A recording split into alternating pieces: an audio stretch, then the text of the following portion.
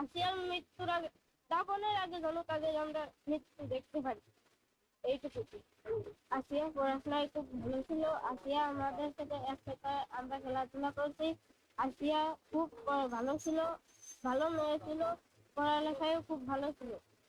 আমরা সব একসাথে খেলাধুলা করছি, মিশছি, ইয়ার্কি ফাজলামি করছি, মারামারি করছি, তবু একসাথে বেড়াইছি। কিন্তু যারা আসিয়ার এই কাম করছে তাদের আমরা তাড়াতাড়ি শাস্তি চাই।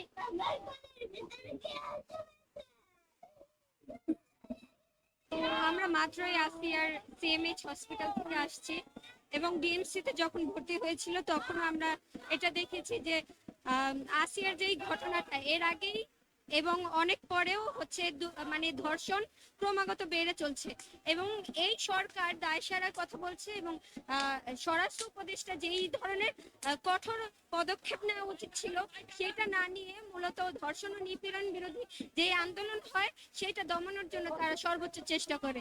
আমরা দেখেছি যে বাংলাদেশে হচ্ছে যত ধরনের হচ্ছে ধর্ষণ হচ্ছে এবং খুন ছিনতাই হচ্ছে সেইগুলোর মানে কঠোর কোনো পদক্ষেপ দেখছি না এবং স্বরাষ্ট্র উপদেষ্টার দায়সারা কাজ দেখছি।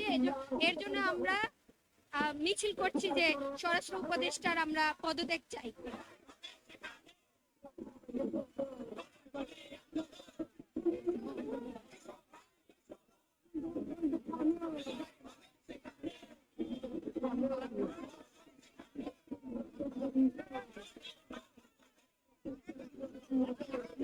আসলে দেখেন, সবসময় কিছু মানুষ তো রাস্তায় থাকে যারা প্রতিবাদ করে।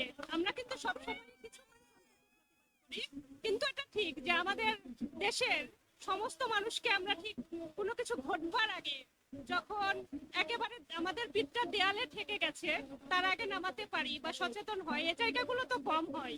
কিন্তু আমরা চাই যে প্রত্যেকটা মানুষ তার জায়গা থেকে সচেতন হোক এবং যে কোনো অন্যায়ের বিরুদ্ধে মানুষ রাস্তায় নামুক, প্রতিবাদ করুক, লড়াই করুক। এই লড়াইটা জারি থাক, এটা আমরা চাই। আমার দেশের নাগরিকের নিরাপত্তা দিতে পারে না, এই পুলিশ আমার পুলিশ নিরাপত্তা দিতে পারে না। কিন্তু আমরা দেখলাম এই পুলিশ বাংলাদেশের প্রতিটি আন্দোলনে তার যে হামলা মামলা, তার যে নিপীড়ন, সেটা নিখুঁত ভাবে করে।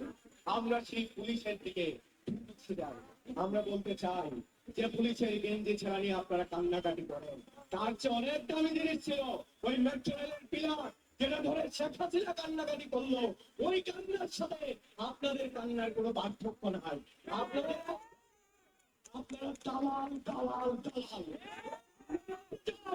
এই ধর্ষণ বিরোধী আন্দোলনে যারা এই সরকারের দিকে আঙুল তুলবে না, এই স্বরাষ্ট্র উপদেষ্টার দিকে আঙুল তুলবে না, সেই প্রত্যেকটা আঙুল এক একটা দালালের আঙুল,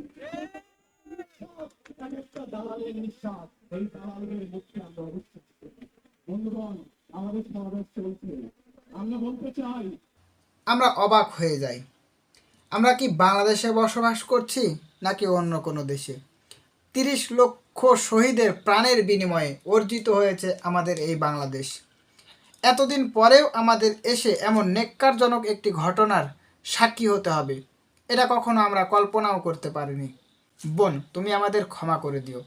তোমাকে যে নিরাপত্তা দেওয়ার দায়িত্ব আমাদের ছিল সেটা আমরা করতে পারিনি।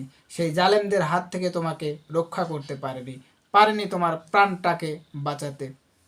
তোমাকে তো বাঁচাতে পারলাম না, কিন্তু আমাদের এখন এইটুকুই প্রত্যাশা যে জালেমদের কারণে তোমাকে অনাকাঙ্ক্ষিত মৃত্যুবরণ করতে হয়েছে, লাঞ্ছিত হতে হয়েছে, ধর্ষিত হতে হয়েছে, তাদের যেন খুব শীঘ্রই শাস্তি হয়।